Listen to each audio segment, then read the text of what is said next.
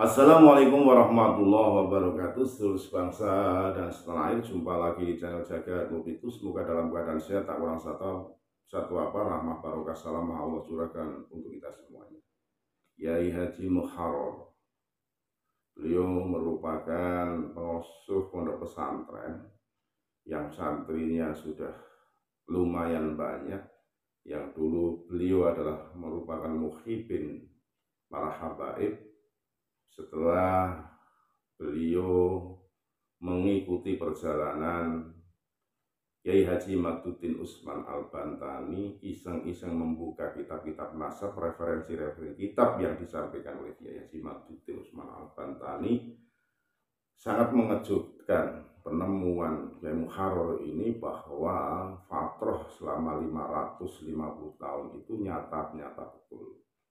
Karena nama Ubaidillah yang disampaikan tidak terverifikasi sebagai putra Imam Ahmad bin Isa. Beliau mengibaratkan orang kalau hanya yakin husnudon boleh, tapi tidak bisa untuk sebagai isbat atau sebagai taslim, ya. Untuk seseorang itu mengisbat beliau sebagai duriah Rasulullah Shallallahu Alaihi Wasallam tanpa didasari atau mengkaji kitab nasab. Boleh husnudon, boleh yakin, tapi kalau belum mengisbat, hanya sekedar meyakini, itu secara ilmu belum bisa sebagai hujah, sebagai fatwa seseorang untuk menentukan seseorang itu putra siapa. Maka setelah Kiai Muharrar mengkaji kitab nasab, menemui sebuah hal yang luar biasa ini, disampaikan bahwa kalau sekelas Kiai Muharrar saat ini haram mengakui para habaib sebagai duriah Rasul setelah beliau tahu perjalanan awal dari abad ketiga, 4 sampai 8, bahkan abad 9 baru ada Ali As-Sakron yang mencantolkan nama Ubaidillah sebagai putra Sayyid Imam Ahmad bin Isa. Sehingga diibaratkan kalau ada orang meyakini mereka makmum kepada imam yang notabene ada noda coklatnya di baju atau sarungnya atau baju imamahnya, ternyata mereka makmum sholat karena meyakini husnudon itu bukan tembelek lancung, maka sah sholatnya. Tapi setelah diperiksa bahwa yang noda coklat itu ternyata tembelek lancung, maka kalau dia makmum kepada imam tersebut tentunya akan batal. Sama halnya dengan Kiai Muharrar yang dulu yakin husnudon para habaib sebagai duriah Rasul, sah-sah saja, tapi setelah dikaji kitabnya mereka tahu, maka Kiai Muharrar mewafatkan haram mengakui habaib sebagai duriah Rasulullah SAW. Lebih jelas mari kita simak video bagaimana beliau berdiskusi tentang hal ini lewat video berikut ini. Sekali lagi mohon maaf yang kami hormati Nusantara. Assalamualaikum warahmatullahi wabarakatuh. Orang itu kalau alim, kalau benar-benar alim, mereka akan merujukan semua keilmuannya itu ke Allah, ke Rasulullah, dan ke fatwa-fatwa ulama. Carikan satu fatwa ulama yang seperti Mbah Hasyim Asy'ari, seperti Romo Yai Khalil Bangkalan, seperti Syekh Nawawi Al-Bantani, yang beliau meneliti nasab Ba'alwi, kemudian beliau menetapkan bahwa habaib di Indonesia atau Ba'alwi di Indonesia adalah midriyati Rasul. Carikan kalau ada. Nggak ada. Jadi tidak ada satupun. Gimana? Mereka meyakini betul. Kayak Bapak yang juga meyakini. Meyakini itu bukan berarti mengisbatkan. Contoh ya. Saya meyakini kalau panjenengan itu walinya Allah. Saya itu yakin. Tapi kan saya tidak mengisbatkan kalau panjenengan wali. Ya, cuma meyakini gitu Pak. Ya, meyakini saja. Jadi seseorang meyakini orang lain sebagai cucu Rasulullah semisal, itu hanya sekedar meyakini, bukan berarti mengisbatkan. Panjenengan sholat dengan Zaid semisal, lalu makmumnya itu aku sama sampean. Di bajunya Zaid ada warna coklat. Berhubung saya ini orangnya soleh seperti panjenengan, jadi saya husnudon.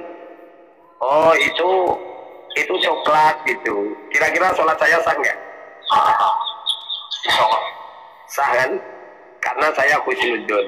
Kemudian panjenengan datang. Setelah datang panjenengan ngecek. Setelah sampean cek dulu lah, tembelek lincung. Kira-kira sampean makmum sama Zaid yang bajunya kena tembelek lincung, kira-kira batal apa enggak?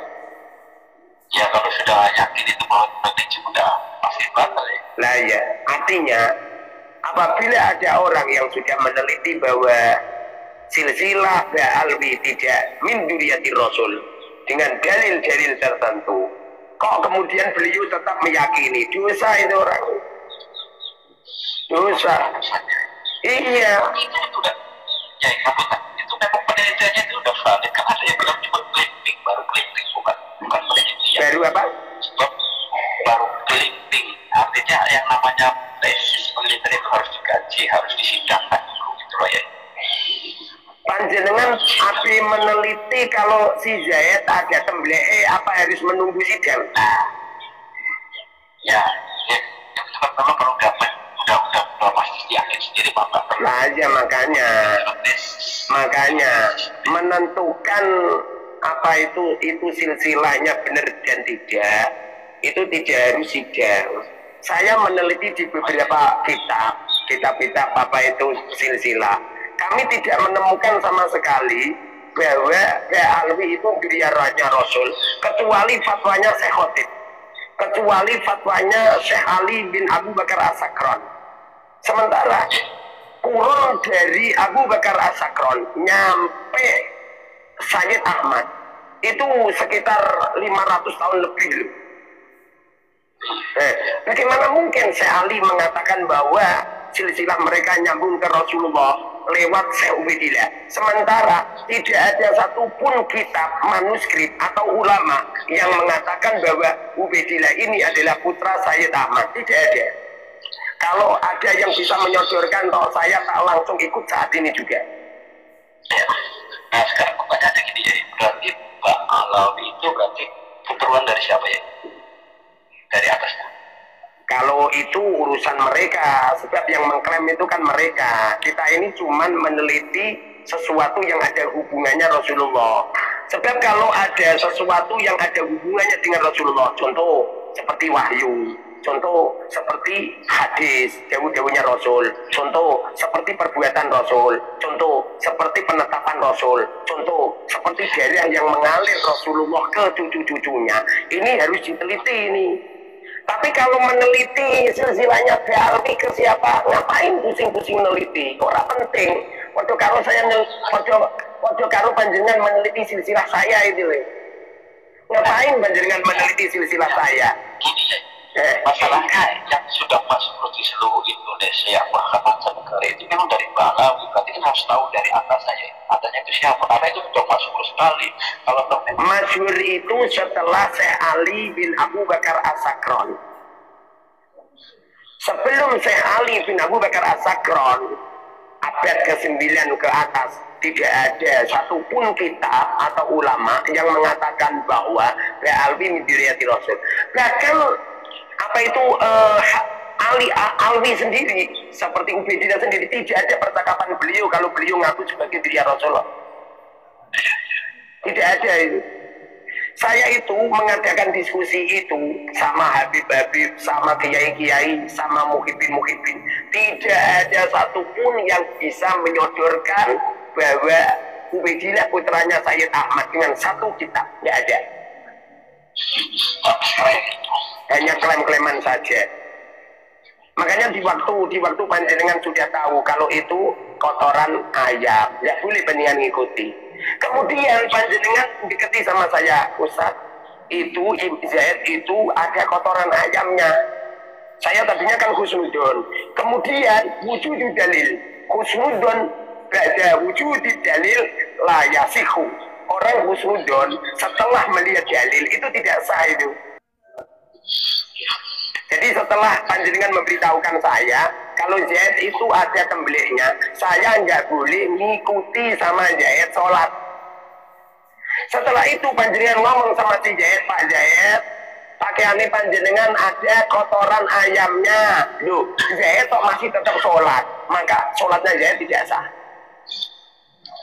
Jadi yang terbaik adalah kita hukumnya haram mengakui ba'alwi adalah min dzurriyyatir Rasul, karena jelas-jelas tidak ada sanad, jelas-jelas tidak ada riwayat yang mengatakan bahwa ba'alwi min dzurriyyatir Rasul.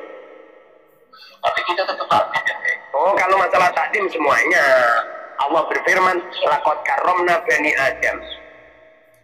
Allah memuliakan manusia. Rasulullah SAW bersabda, "Man lam yuwakkir kabirona wa man lam yarham saghirona falaysa minna." Jadi siapapun yang lebih tua kita muliakan, yang lebih muda kita kasih sayangkan, apalagi beliau-beliau yang punya ilmu. Saya itu loh, satupun status saya atau video-video saya tidak ada satupun yang saya menghina, mencaci maki, menjadikan, nggak ada. Kecuali orang-orang yang GR. Itu nggak salah ya? Gimana? Ya. Apa?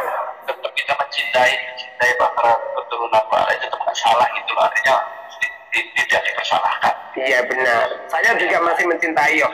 Nyampe sekarang ini toh, apa itu Habib yang silaturahim di tempat saya ya masih banyak. Bahkan nyampe sekarang saya kalau manggil juga masih Habib. Saya tidak pernah apa itu manggil apa itu Lutfi gitu, Lutfi bin Yahya nggak pernah deh. Alwi Al-Habsi nggak pernah deh. Iya, apalagi kan ayah kan sendiri kan punya guru dari dari Al-Habsi juga lah ya, makanya kami itu tetap takdim. Bahkan di rumah saya itu ada adik-adik kok. Saat ini tuh ada adik itu. Saat sekarang juga saya muliakan, saya beri makam, saya takdimi. Berhubung beliau ngalim ya saya cium tangannya. Bahkan anak saya itu juga belajar di Tarim. Anak saya belajar di Tarim di Pondok Pesantren Al-Faqih Muqaddam. Jadi begini, sesuatu yang ada hubungannya dengan baginda Rasul harus diteliti, karena Rasulullah ini adalah basarun lakal basar, manusia yang tidak seperti manusia biasa. Seperti contoh wahyu yang diturunkan Allah lewat malaikat Jibril kepada Rasulullah harus diteliti. Berhubung Al-Quran itu sudah ditasyah sama Rasulullah di waktu Rasulullah masih hidup, maka kita nggak perlu meneliti Quran, karena Quran sudah ditasyah Rasulullah. Dan pada zaman Amirul Mukminin apa itu Sayyidina Utsman sudah diteliti lagi. Yang disepakati ulama adalah apa itu Qura Sab'ah. Jadi selama masih dalam naungan Qura Sab'ah nggak jadi masalah. Tapi kalau Qura Asra, nah ini apa itu ya juga udah kelompokan ulama. Tapi kalau sudah nyampe Qura Syada, Qura yang maudhu dan lain sebagainya, itu haram untuk digunakan. Itu tentang apa itu kalamullah yang disampaikan Rasulullah lewat wahyu. Kemudian hadis-hadis Rasulullah, percakapan Rasulullah ini juga sudah ditaskah oleh banyak ulama. Ditaskah oleh para sahabat, para tabi'in, para tabi'in, para ulama mutaqaddimin, para ulama mutaakhirin, ya kan? Dengan karya-karya tulis beliau ada Sahih Bukhari, Sahih Muslim, Sunan At-Tirmidzi, Sunan Abi Dawud, Sunan Ibnu Majah, Sunan apa itu Ad-Darimi, ada Al-Baihaqi, ada Al-Hakim, Mustadrak, ada Al-Um, ada banyak lah. Banyak. Itu mentasnya jauh-jauhnya Rasul. Artinya kalau ada jauhnya Rasulullah melenceng, contoh ya, an-nadhafatu minal iman. Ada orang mengatakan qala Rasulullah sallallahu alaihi wasallam an-nadhafatu minal iman. Kebersihan bagian daripada iman. Ini secara zahir orang eskal. Kebersihan itu resep-resep nyapuratan loh, dekat-dekat rata loh. Masa itu bagian daripada iman. Bersih-bersih itu perkara yang zahir. Sementara iman itu perkara yang batin, tidak sinkron. Kemudian diteliti oleh ulama, jangan-jangan ada silsilah yang nggak benar. Setelah itu diteliti, jebul-jebul ada sanad yang nggak benar. Sehingga ulama mengelompokkan an-nadhafatu minal iman ini bagian daripada hadis dhaif. Gitu. Persis seperti ada Habib, ada oknum Habib lu. Ini katanya guriai Kanjeng Nabi. Lu kok cangkeme kok ngono? Lu kok ngomong ini? Imat plus gitu loh, coba. Ya? Itu Habib Novel Solo itu loh mengatakan imat plus. Berarti kan seakan-akan kan beliau itu seperti malaikat gitu loh. Nah, orang seperti ini kan perlu diteliti. Ada oknum seorang habaib di Jakarta, pidato dengan lantangnya mereka mengatakan presidennya iblis, menteri agamanya dajjal gitu. Bahkan menuduh ketua PBNU adalah buta mata, buta hati gitu. Ada oknum habaib membuat makam-makam palsu. Sudah semebar itu kalau memang benar-benar beliau tidak membuat makam palsu. Kenapa nggak berani klarifikasi? Barang siapa yang mengatakan bahwa kenapa enggak ya kabar itu yang mengatakan pernah beda itu memang cuma isapat, walaupun memang asli yang ya. itu apa ini? Jadi begini, kita orang kan nggak tahu ya itu benar atau tidak ya, karena itu kan kalam khobar. Berhubung itu kalam khobar, sehingga kita para ulama meneliti, sehingga masyarakat itu mencintainya itu biar nggak keliru. Sebab pada dasarnya mencintai dzurriyyah Rasul itu bagian daripada syariat. Rasulullah pernah mengatakan, aku tinggalkan kepada kamu semua dua perkara, kitabullah wa itrati. Kitab Allah, Al-Quran, wa itrati, dan keluarganya. Kalau Al-Quran ini adalah sesuatu peninggalan baginda Rasul dan keluarganya juga peninggalan Rasul, maka semestinya kita ini teliti. Jadi jangan ngawur, jangan-jangan orang itu adalah oknum yang menipu, oknum yang dibawa oleh Belanda datang ke Indonesia untuk menandingi perang Diponegoro. Di saat itu Belanda mengalami kekalahan di waktu perang bersama dengan Diponegoro, sehingga mereka membawa Alawi, membawa orang-orang Yaman datang ke Indonesia supaya untuk menyirap orang Indonesia. Karena orang Indonesia ini kalau udah melihat orang jubahan, imaman, serbanan, jenggotnya panjang, itu seakan-akan itu kayak wali kutub gitu loh, kayak ketekanan wali kutub gitu loh. Sehingga kalau melihat orang semiting itu wah, masya Allah, sampai gini loh. Pernah suatu ketika di rumah saya kan ketamunan kiai-kiai banyak. Kemudian ada orang gila pakai jubah, pakai sorban, pakai kerudung. Apa yang terjadi? Kiai-kiai itu nganggung tangannya yang tidak mencium tangannya atau cuma saya. Lalu kiai-kiai itu tanya, kiai itu siapa? Saya bilang orang gila. Waduh gitu. Nah, itu artinya orang Indonesia ini, lewat kelas kiai saja, kelas muhibin saja, banyak yang terhipnotis kok. Dulu itu Indonesia, sebelum ada Simtudurur, kalau membaca Maulidun Nabi di Bai Al-Barjanji itu sakral banget loh, dibacakan di musola, di masjid sakral.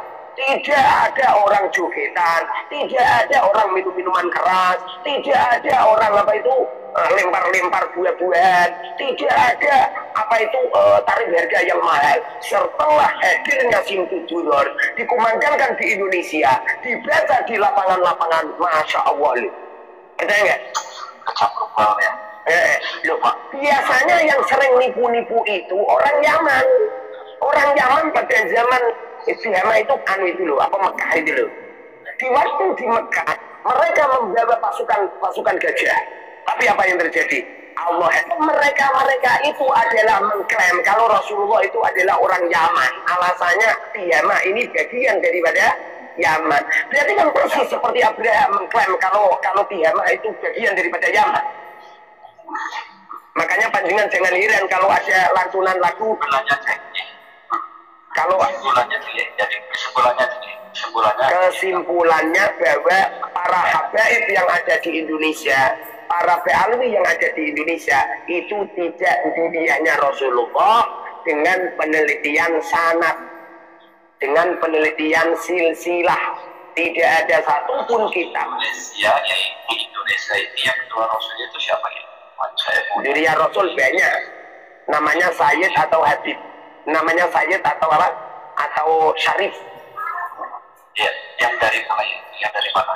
Ya dari manapun yang panggilannya Syarif atau Sayyid, itu apa itu namanya habaib. Seperti apa? Namanya Duriya Rasul. Namanya Duriya Rasul. Seperti contoh Syarif. Contohnya itu. Contohnya seperti Duriya Wali Songo. Duriya Wali Songo itu mayoritas durianya Kanjeng Nabi. Mayoritas ya. Walaupun ada khilaf ulama yang mengatakan bahwa Sunan Kalijogo sama apa? Sunan Mulyo itu tidak Duriya Rasul. Jadi apa itu mayoritas beliau-beliau itu duriai Kanjeng Nabi. Tapi kalau Habib itu adalah Duriya Rasul yang dari Yaman. Kalau Sayyid sama apa? Sama Syarif itu Duriya Rasul yang tidak dari Yaman. Jadi kalau Habib yang Duriya Rasul dari Yaman yang berketurunan Ba'alwi ini adalah Duriya Rasulullah yang silsilahnya yang enggak benar, sehingga punya keputusan bahwa semua habaib, semua apa itu keturunan Ba'alwi tidak duriai Kanjeng Nabi. Nah, terus Ba'alwi duriai siapa? Ya tanya sendiri. Mereka yang mengklaim, ya tanya sendiri, ngapain ikut-ikut meneliti gitu. Yang diriai Kanjeng Nabi adalah lewat Sayyidina Hasan, Sayyidina Husain.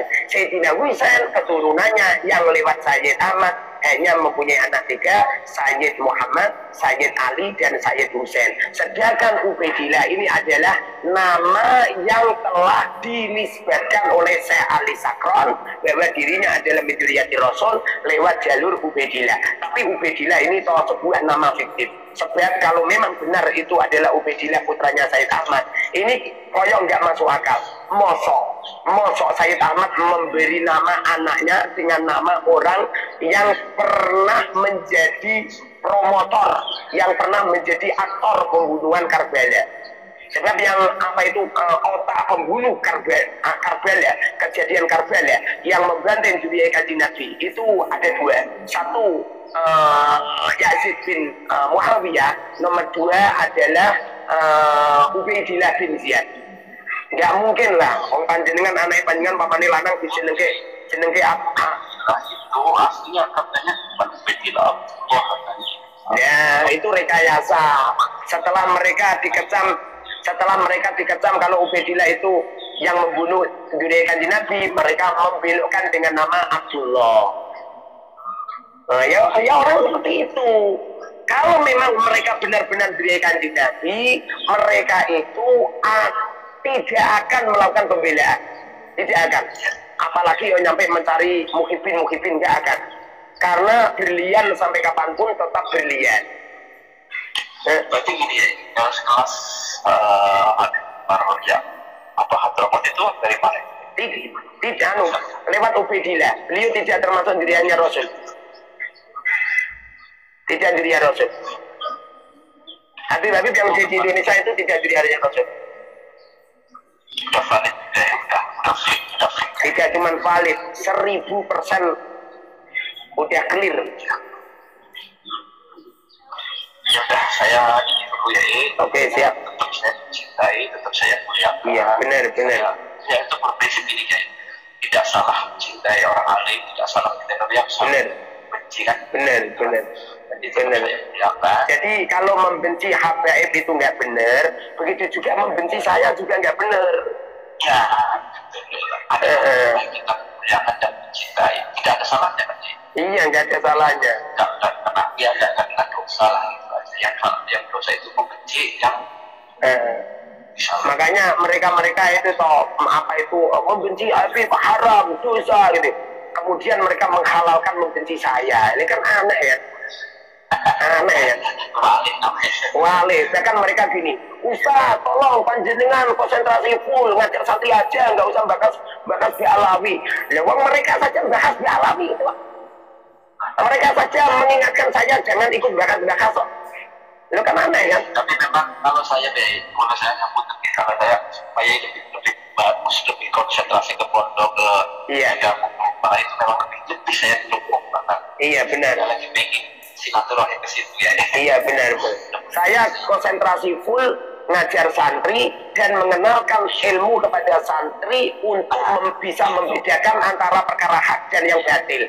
Di antara ilmu santri yang ada perkara batil yaitu sebuah pengakuan Ba'alwi sebagai dirinya Rasul. Ini bagian daripada ilmu yang wajib disampaikan ke santri. Alhamdulillah santri saya cerdas semua ini, sudah paham betul semua, sehingga ini nanti kalau santri-santri sudah menyebar di Nusantara, maka akan lahir muharrar jutaan muharrar. Ya oke, siap. Yuk. Atur suwun ya Mas Gofur dari Tegal ya. Amin.